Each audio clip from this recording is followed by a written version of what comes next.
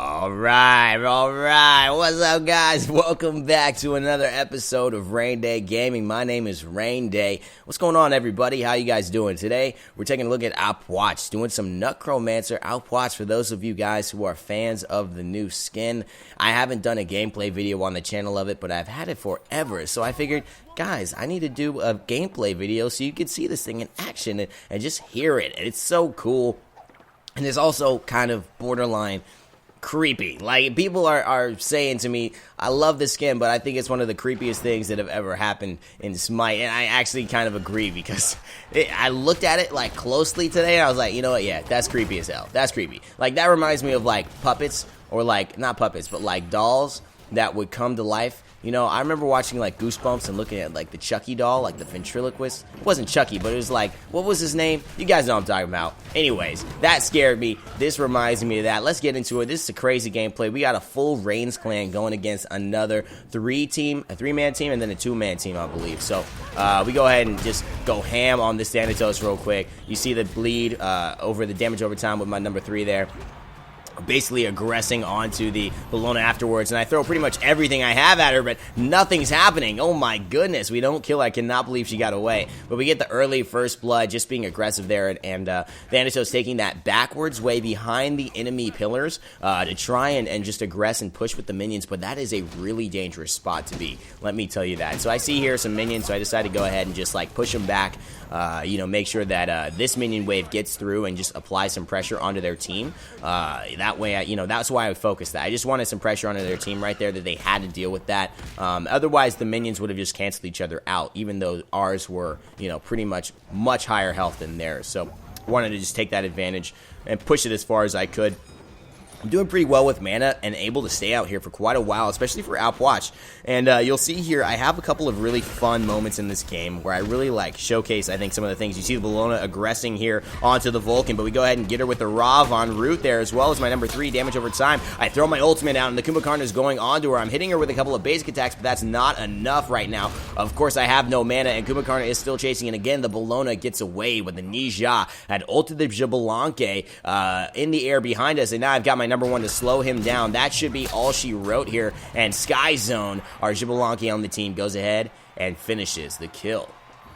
And so what I was saying was, I have a couple of cool moments in this game where I kind of showcase some cool like things with Ah Puch. One of them being that you can lay traps. You can lay traps with Ah Puch in Arena, especially if a team isn't really paying attention to it. And the idea is that his corpses, when you use his corpse explosion, no matter where, you know, the corpse is, it doesn't have to be right away. I mean, I could not corpse explode those corpses and they'll stay there. And so sometimes if you have a situation where you want to create like a no walk zone for melee characters, because if you're melee, you have to run up to the corpses and kill them, as we get the kill there on the Ra and I get the assist. You will basically be able to throw corpses, and if they walk into, you know, 3-4 corpses, you can explode that and basically just kill them, like insta-kill them with the Ah Puch damage. You see the Vulcan ultimate, very on point from Facelift, but it does not end up killing. And that is unfortunate there, because that was a great ultimate. It's not easy to land that Vulcan ult. As you hit the Ra and the Naja. Naja just putting himself in a horrible position. The Thanatos in the air, coming after us for the kill, trying to land, but of course does not get it there. You see my what are they called? My bodies, my dead bodies are over there. My corpses are over there lying in wait. I do not explode them, but as you see, look, they're just right there. They're right there. In case anybody wants to go at me right there. Bellona now, I think this is the moment Bellona dies, and she finally goes down to me. I'm very, very happy about that. So instead of leaving these as a trap, I pick them up, I reduce my cooldown so I can help my Rav on there and go ahead and explode that damage onto the Ra and take him out. Now, the Freya still does take out Isuro, one of my clanmates as well, playing the Rav on, but we do get that extra kill onto the Ra because I picked up my corpses, got my mana back, all the good things that happened. Man, that was great. Alright, so I'm heading back to base here, and basically just picking up my Book of Thoth. I like getting Book of Thoth on Ah Puch. I don't know, what do you guys think? I really like it on him. Sometimes I go Chronos Pendant with like Spear of the Magus and try and go like Gem of Isolation route, but this route I just felt like going Book of Thoth, going like straight damage, and then also because of the mana issues that he has quite often, I like going with Book. I don't know, it's a preference I have right now. when playing him, you know, and that's kind of just my vibe. I'm curious to see what you guys think about it. I always have thought that it's a great item. And I usually pick it up on a lot of mages that are really good at clearing the minion wave, because you know if you're against you know a Ra and you're a you know like a Nox, Nox has a tough time killing the minion wave fast enough, because you know obviously as you see I come around here the corner with my #1 trying to just kind of kill this Thanatos really quickly, and we end up killing him. And now you see kind of a retreat here because I've thrown my ultimate out, but the Naja is still gonna land. So I throw my 3 just to time it for him, but he actually bounces back to where he initiated his ultimate, and so my 3 misses, unlike what I expected. But like I was saying, I like to grab it on mages that can clear well, so if you're with the Nox and you have like a Vulcan on your team, Vulcan's probably going to outclear the Nox and kill all the minions before Nox's #2 can even go out. So that's kind of the issue there, as the Thanatos goes in, very offensive, but I do try and get the corpse explosion, but it doesn't come off in time, which is, you know, weak in my opinion. I'm like, dang man, that should have got him, but we're winning 11-4. I feel pretty strong about how we're doing here, and of course that one's not going to miss. She's trying to defend. Tough situation to be in, you know, especially when you have the pressure from Ah Puch and you have like Kumbhakarna and characters like that. It's really hard to escape that kind of pressure. You know, and you have also the Ravan, just the Root. It's just a lot going on, and of course if you're trying to do that, fight other people and fight, you know, good damage onto the huge minion there that's walking into your base, your portal. It's just not going to happen. You can't do it. You can't do 2 things at once in this game, unfortunately. And so Ah Puch just really taking advantage of that. And you see those corpses lying in wait there in case the you know, Ra tries to come in, and the Nisha gets a little bit of that damage. The Bellona now aggressing on me, so I use my ultimate and kind of dodge around in my ultimate, which is a very, very good place for Ah Puch to be. Trying to put myself in the center of it, making sure that she goes ahead and forces herself to take a lot of damage if she wants to fight me. The Thanatos coming here, and that's just probably a bad move for him. I don't think he's going to make it out of this alive.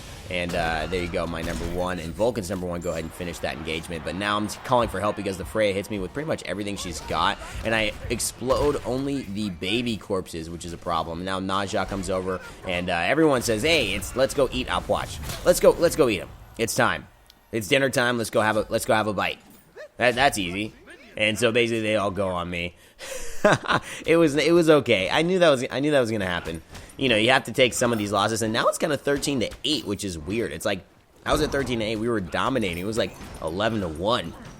Just goes to show, guys, never give up, never stop gaming. That goes for the other team as well. You know, never think that if you're ahead, you're always going to stay ahead. You know how many times I've come from behind and won the game? I mean, this could happen to me as well. I know the fallacy is that I think I'm the only person who could do that to someone else because I'm only looking at it as my perspective of having done it. But no, it really can definitely happen to you if you're winning. Now, I see the Naja there in such a bad spot. I don't corpse explode, and you'll find that in this game, I hit a lot of bad corpse explosion. Like, I either don't hit it. Now, the Freya walks straight into my corpse explosion, and again, I do not activate it, but now she's following me, and look at this. Bam! Trap, and that kills her. And she's not paying attention. She's not paying attention that she's walking right next to my corpses, and it was a beautiful thing that I wasn't able to go ahead and kill her the first time because that set up a perfectly full burst of damage onto her, and she was dead. That was it, and we take her out with that. So that's one of the cool things you can do as Ah Puch in terms of a trap. If people are, you know, forced to try and kill you, as I missed my #3 there onto the Ra, but it's going to be enough to kill him here. My 2 corpses there, but I will go ahead and go down in the process by the Thanatos. But it's okay. We got 2 kills there.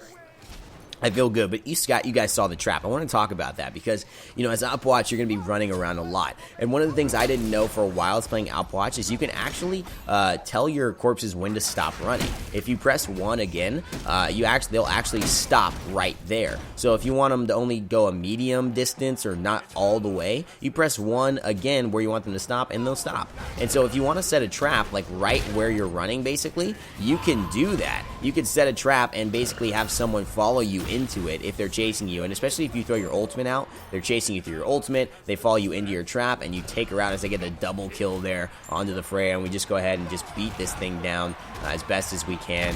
And looking at Thanatos there, he's the one who killed me. But yeah, you know, that's really the key. It's like, you know, you can set up a lot of tricky maneuvers that people probably aren't thinking about. You know, they expect you to throw that body long distance and then hit him with the number 3, or reverse it, hit with the number 3 and then hit him with the number 1, and then go ahead and explode. But this is, you know, a different tactic. And because Ah Puch gets aggressed on like that a lot, you could see that it may come in handy because it catches people off guard. You know, it's all those kinds of things that, you know, a lot of people, yeah, you guys, a lot of you may know this. Oh, look at that. Oh my god, the damage there, the combo, the ridiculousness. Holy moly, getting hit with all that Ah Puch damage, and the Vulcan ult just perfectly spacing them. With Vulcan and with myself, there's just so much spacing, and I go on a killing spree here. 3 in a row. There's just so much space and control of that space that, you know, you can't avoid everything. You either take my burst or you take the Vulcan ult. Like, what's worse? You know what I mean? You're gonna die pretty much by either, as the Sky Zone there going hard. I end up taking out the Ra, but the Naja ults me, and I just go ahead and say, be right back, because I'm gonna die. I'll be right back to the fight, guys. I'm just gonna go die real quick, and yeah, I'll be right back. Hold up. I'm gonna go grab some cokes and die. I'll be right back. I'll catch you guys in a minute. And so that's kind of the end of my story there. That's the end of my killing spree. Naja has some good timing there, good positioning, but we do get a couple kills. You know, it's like I'm dying, but I'm getting a couple kills every time I'm dying. So I'm definitely coming out on the positive. And now our lead is, you know, 25-16 here. We're up by about 40 points, and that's pretty good. I'm top damage, top kills, feeling pretty good about that. I think I'm 9-3 right now, so yeah, feeling pretty solid about this performance. And Bellona is such a masochist. I guess so. I guess she is. You see, she doesn't have the new Bellona skin that I just got, however. So hopefully I'll throw some gameplay out there for the new Bellona skin for all you Bellona fans. I actually haven't done a Bellona video. Actually, oh no, she does have the Bellona skin. Look at that. That's the brand new Bellona skin. You guys can see it in action right here. I didn't even know. I guess that's not a good sign if you can't even tell that it's a new skin that she has. I don't know. Maybe that's not something I should cover then. I don't know. I couldn't even tell. Wow, and the Ravon ult takes it to her. This Isu, man, Isuro is a very good Ravon. He loves Ravon. Just really good with the timing. I think with being good with Ravon, you kind of just have to play a lot of them and know your limitations. Kind of with Bellona as well. It's like you can be so aggressive and get a kill, but every time I play her, I die. And so it's like I get a kill and then I die. As you see the Naja just going down. I barely even wanted to use my Corpse Explosion because I'm like, you know what? You deserve that, Isuro. Take that, man.